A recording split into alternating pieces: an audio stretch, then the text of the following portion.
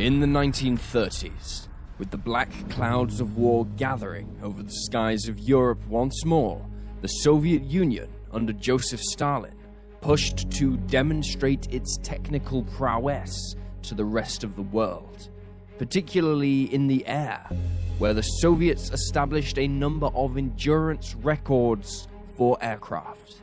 To demonstrate how far the Soviet Union had come culturally, a number of these record-breaking efforts included female pilots and aircrew, and none were more famous than Marina Raskova. Often credited as the Soviet Union's Amelia Earhart, Raskova was the first woman to qualify as a navigator in the Soviet Air Force in 1933. And was part of a record-breaking attempt for female aviators that saw her crew fly over 4,000 miles in a converted DB-2 long-range bomber. This earned her celebrity status in the Soviet Union, and crucially, influence over Stalin himself. For when war would finally break out between the Soviet Union and Nazi Germany, Raskova would come to Stalin with a plan for women to join the men in the fight against the fascists. This plan would result in one of the most famous flying units of World War II, the Night Witches. Welcome to Wars of the World.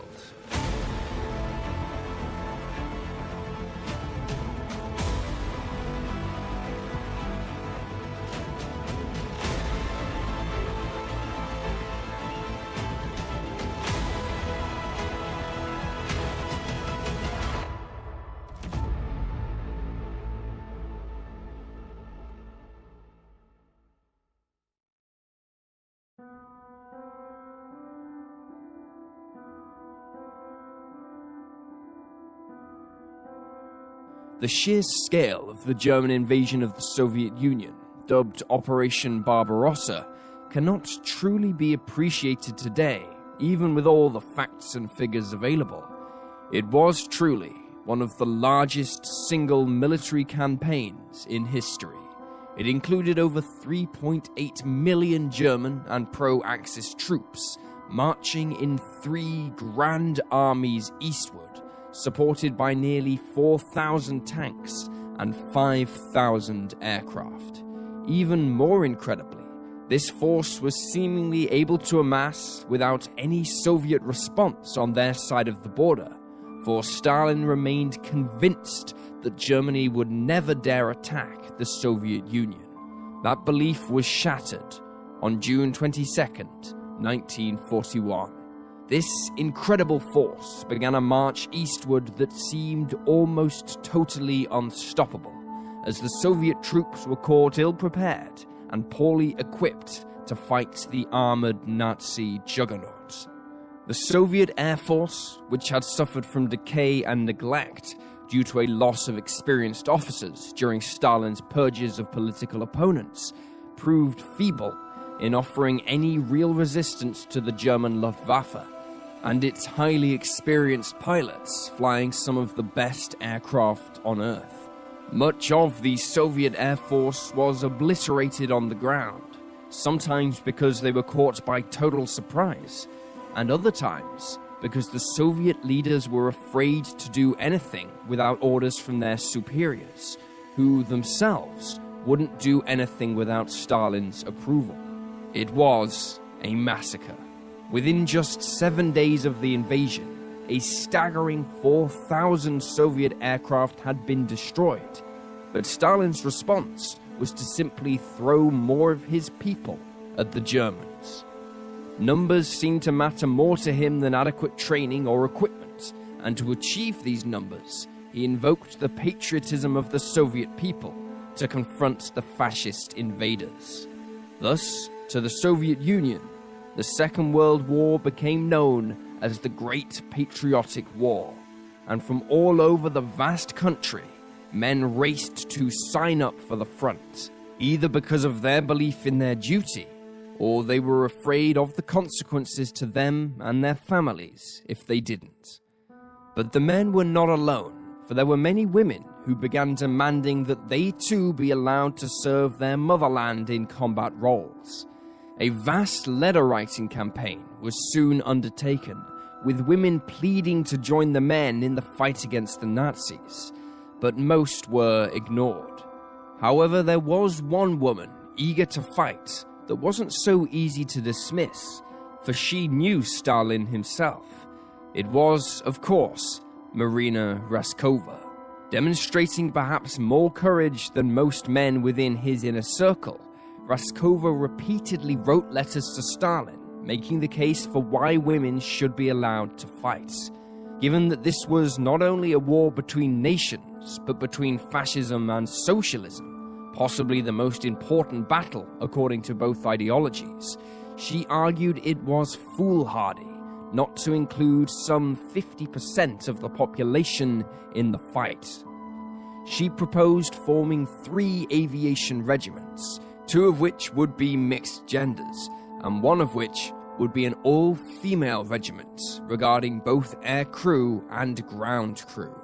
Dubbed the 588th Night Bomber Regiment, this unit would be tasked with night harassment missions, the primary aim of which was to prevent the German and Axis troops from resting during the hours of darkness, when most large-scale operations stopped. As well as tiring out the enemy troops, this would also inhibit repairs and maintenance to the German equipment, as they focused on trying to shoot down the Soviet planes, further hampering their ability to function. Additionally, the psychological impact of these missions would further hamper the invading troops' effectiveness, as discipline and morale broke down from a lack of rest and the strain of wondering when the next attack would be. On October 8, 1941, Stalin agreed to allow the female aviation regiments to be formed. Now the 588th Regiment needed to find an aircraft for their needs, and it would come in the shape of a rather unassuming little-known trainer known as the Polikarpov U-2. The little Soviet biplane, which is perhaps better known by its latter designation of Po-2, was designed primarily for agricultural purposes, such as crop dusting. But such was the need for aircraft to fight the Germans, many were requisitioned and crudely armed for combat. With a top speed of just 94 miles per hour, a bomb load of just 770 pounds, and often only a pistol for defense, the thought of taking this aircraft to combat with the prowling Luftwaffe fighters must have been a terrifying prospect for the unfortunate pilots selected to fly it in those dark, early days. However, by the time that the 588th was being formed in early 1942, many of the shortcomings of the little Polikarpov biplane would actually prove advantageous in the night harassment mission. Its slow speed made navigating at night much safer, as it gave the pilot and navigator ample time to get out of trouble, while its small engine was relatively quiet, meaning often the Germans didn't hear them coming until they struck. As for its small bomb load, the main goal of the 588 was to disrupt the enemy's ability to rest and prepare for upcoming battles, and with their growing skill and unnerving accuracy, these small bombs were enough to keep the Germans on edge, looking into the night sky for the sound of a low-powered engine or the black silhouette of a biplane. Their accuracy was such that as the 588 became more experienced, they would also add precision night bombing to their resume, targeting railways, bridges, and German artillery positions, using flares to illuminate them. They were truly pilots of the stick and rudder era, relying on skill and cunning rather than technology. As for fear of interception, the biplanes flew much slower than the stall speeds of the radar-equipped German night fighters, and at such low altitudes, their radar signatures often got confused with the surrounding hills and trees. They were thus extremely difficult targets to locate and engage, except for when they were still flying in the late evening or early morning, and daylight would illuminate them. By far the biggest threat came from the anti-aircraft guns being guided by German searchlights.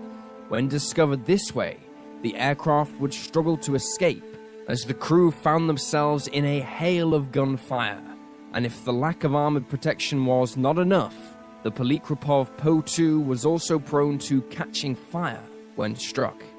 If an aircraft was hit, then it would be down to the pilot's skill to bring it down to earth as quickly and safely as possible, for the women of the 588 did not carry parachutes.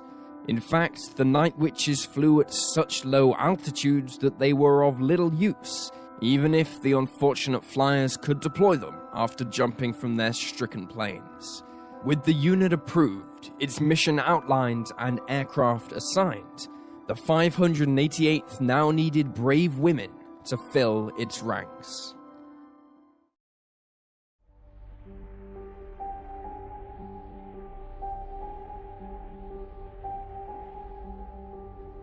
The women who served in the 588th came from all walks of Soviet life. Zhenya Rudneva was born on Christmas Eve 1920. Her father was Ukrainian, while her mother was of the Orthodox Jewish faith, something she had to give up in order to marry Zhenya's father.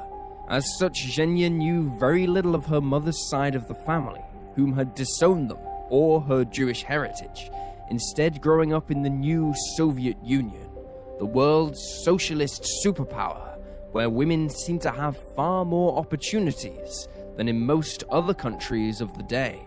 Always something of a dreamer, Zhenya became fascinated with astronomy, and having worked hard at compulsory education level, she earned a place in the astronomy department of the Faculty of Mechanics and Mathematics of Moscow State University. Zhenya proved herself an excellent and passionate student, and her lecturers anticipated great things for her future in the field of science.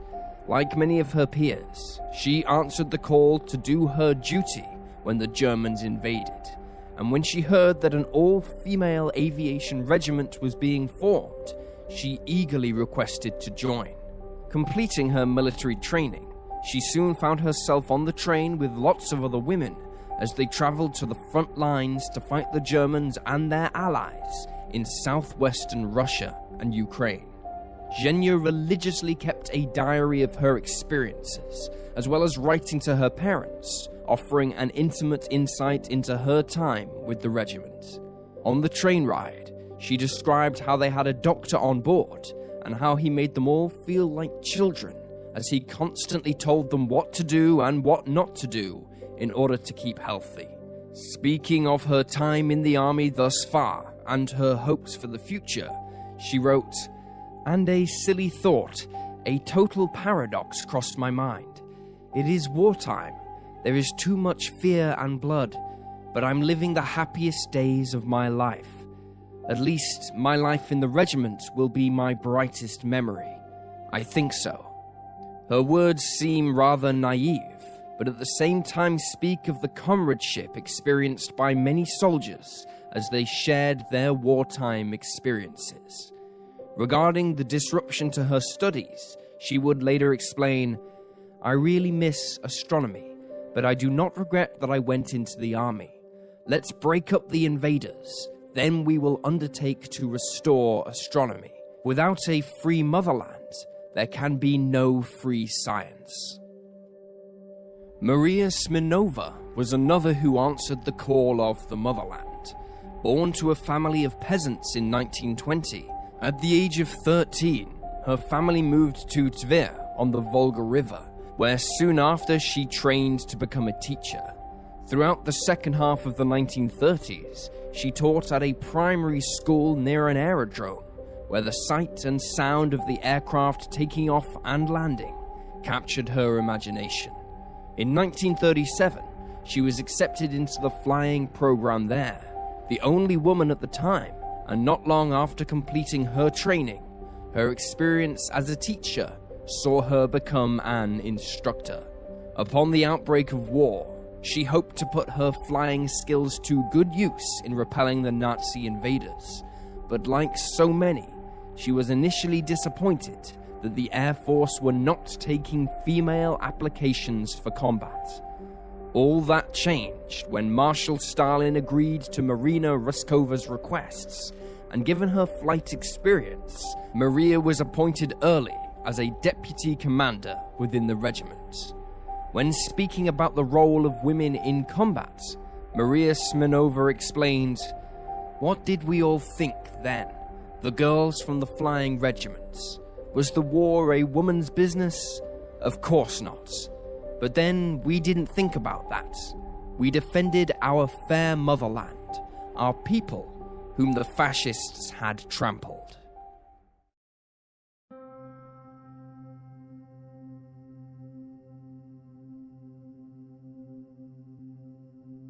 With the first band of pilots having undertaken their flight training at Engels Military Aviation School in June of 1942, they prepared to deploy to the front, specifically in southern Russia. Exactly where the members of the 588 would be flying from wasn't known to them until the last second before deploying, partly for security reasons, and partly at that time because the Southern Front was so fluid in nature. Sharing an airfield with all male squadrons, members of the 588 did not receive particularly enthusiastic welcomes from their male counterparts. Many of them had seen heavy fighting, in which a great number of their comrades had been lost, and viewed the all-female squadron and their little biplanes with suspicion, believing they were only good for propaganda and little else. Nevertheless, on June 12, 1942, the 588 went into combat for the first time, striking at the invading Nazis. Recounting the operations after the war, Maria Smirnova explained, "On the first mission we lost our commander of the squadron, and I was appointed to take her place. I had 10 pilots and 10 navigators in my squadron. We flew through the front lines, breaking through 3 defense lines fortified with German artillery to bomb targets such as fascist aerodromes, railway stations and tracks, field headquarters and bridges. We flew in a line 3 minutes apart, and the enemy was well aware of our timing. They had to be on the alert all night long. They didn't get a wink of sleep." However, an unexpected consequence for the 588th was that they too would often struggle to sleep during the hours of daylight when their own operations ceased. Spending all night flying mission after mission with anti-aircraft fire filling the skies and seeing their comrades shot down often saw them filled with adrenaline or mourning the loss of a friend, and this severely affected their own ability to sleep. Maria herself suffered from severe anxiety to such an extent that at one point she was sent away for treatment, only for her to run away and hitchhike back to the regiment. She simply could not relax, knowing they were still flying night after night. She would try to hide it from them, but the anxiety would continue to plague her for the rest of the war and beyond. It was impossible for anyone not to be affected by the fear of losing a friend, as Zhenya Rudnova explained after a particularly heavy night of operations in which her aircraft was hit by ground fire. "My hands and legs were trembling. I saw a plane burning down. My plane was flying like a drunkard, but I didn't care. At 11 p.m. another plane was shot down. My heart skipped a beat. I ran to each landing plane to see who made it back. My friend Gayla didn't."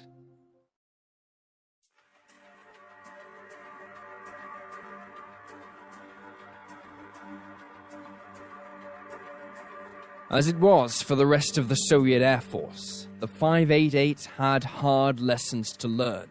However, they quickly proved their worth, developing tactics to evade the German searchlights and get as close to the enemy as possible to put their bombs on their targets.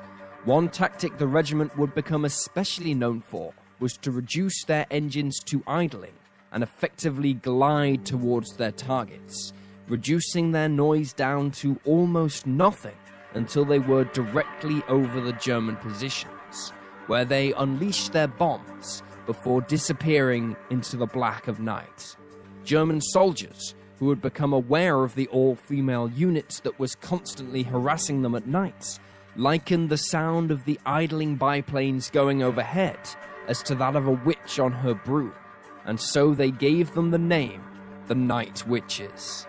The term was intended to be derogatory, but when the 588 learned of this, they embraced it wholeheartedly, and from then on, they would be known as such. The Night Witches proved themselves to be courageous, daring, and committed to the defense of the motherland. To such an extent, they began to earn the respect of their male counterparts, who had first scoffed at them. Away from the fighting, they became an inspiration to young women across the Soviet Union, as well as lifting the morale of the people as they appeared in propaganda movies and news articles that were widely distributed. Then, in October of 1943, their prestige was further enhanced when the 588 was renamed the 46th Taman Guards Night Bomber Aviation Regiment, the title of Guards being applied to the most elite of Soviet military units.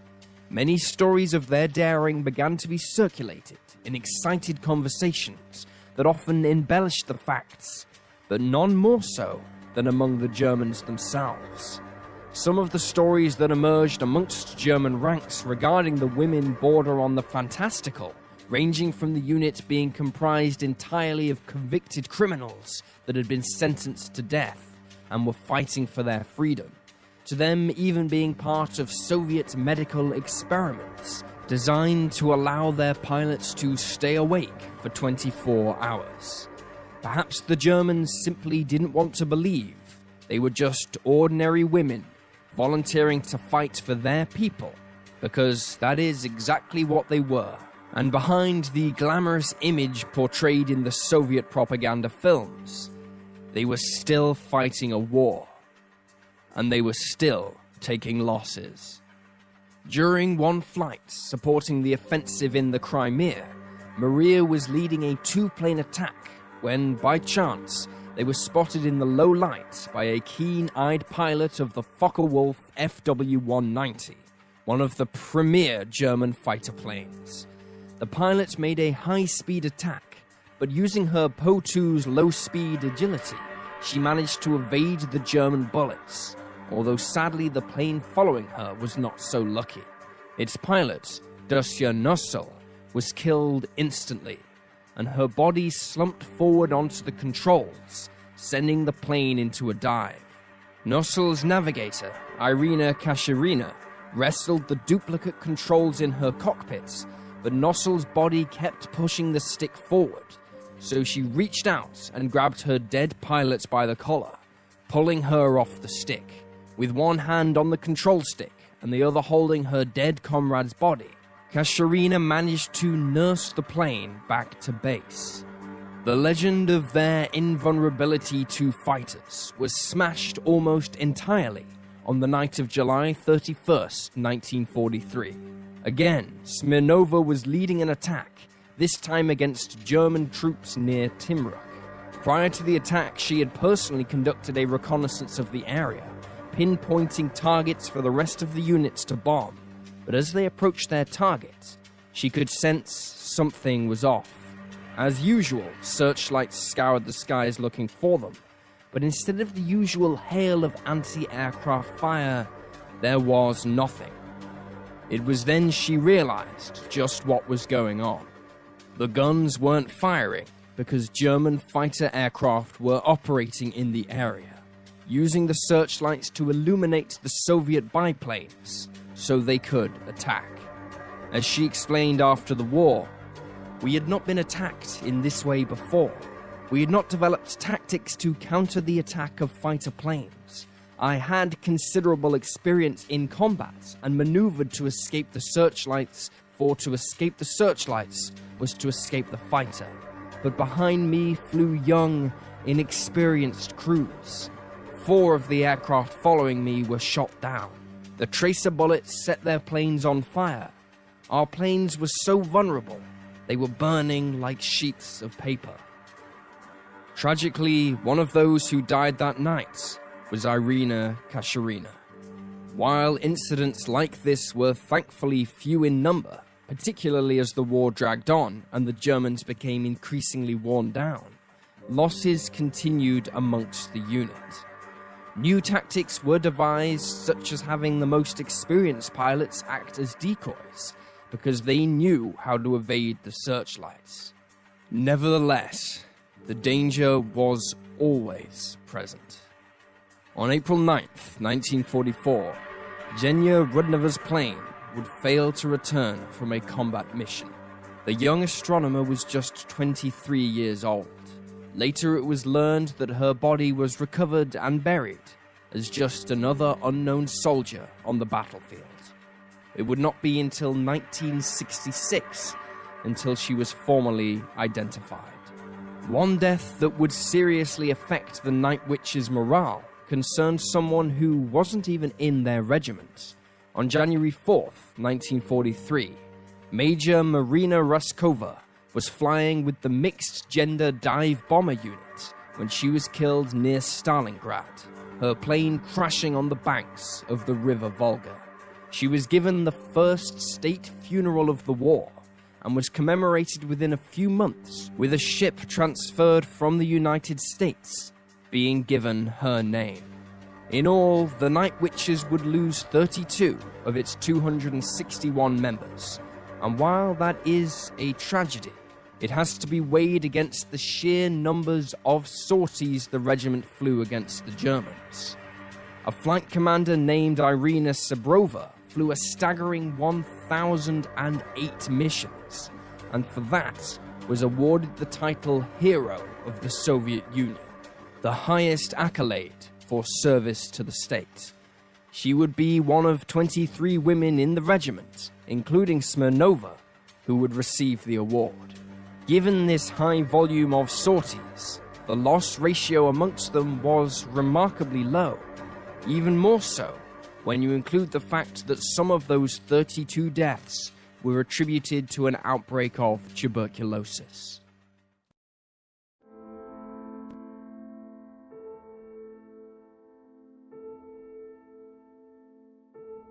Wherever the front lines were, the Night Witches were not far behind, and this included chasing the retreating German army out of the Soviet Union and into Poland and then Germany itself. As such, the regiment had to be adept at moving their airfields quickly to keep up with the fluctuating front line. During one hair-raising moment in Belarusia, the regiment landed in a clearing which was to become their new airstrip. While waiting for the trucks with fuel and ammunition to arrive, some of the members of the regiment went exploring, and to their horror, discovered camouflaged German tanks nearby. Knowing it was only a matter of time before they were discovered, they returned to their aircraft and took off, using the tiny amount of fuel they had left to escape.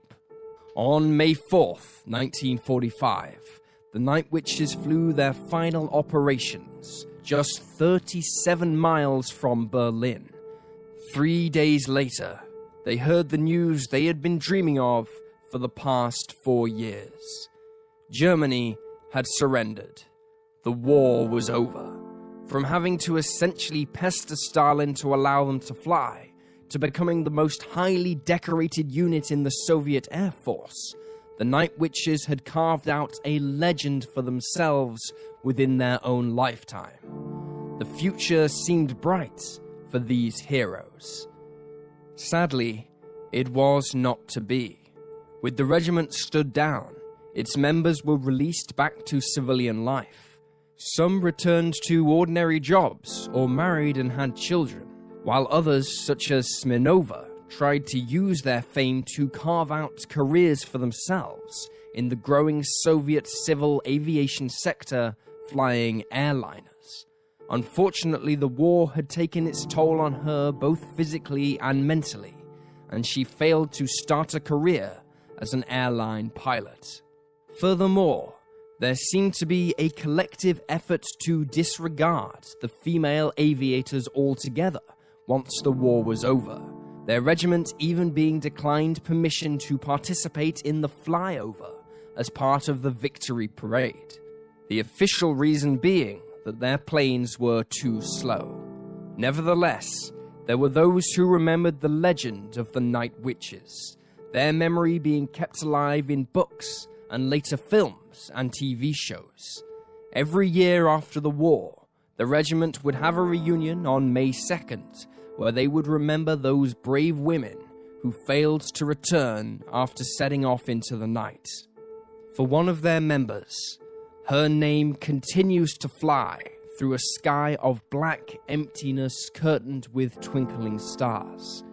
In 1972, astronomers named an asteroid in honor of the night witch who dreamed about the stars. They called it Rudneva. And there you have the tale of the Russian night witches. Please leave a comment down below with your own thoughts and reactions, and remember to like this video and subscribe to support the channel. Thank you for watching, and I'll see you next time.